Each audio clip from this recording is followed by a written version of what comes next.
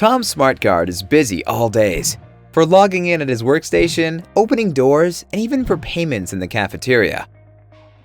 Today, a smart card's life is adventurous. Tom needs to go to the bathroom, but unfortunately, he forgets his smart card. Hello, who are you?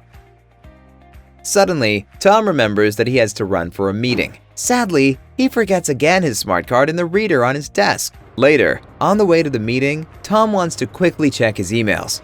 He cannot read confidential emails with his phone, so he gets a tangled mess with laptop and his cabled card reader. Why are smart cards actually not smart? Lily's smart card is using AirID. Her workday is much more relaxed. Lily is able to work on several devices at the same time, without cable chaos. When she is leaving her desk, the smart card and AirID locking her computers on the fly. And even on travel, Lily will not need to take her smart card out of her bag. Get your smart card mobile and smart. Use AirID.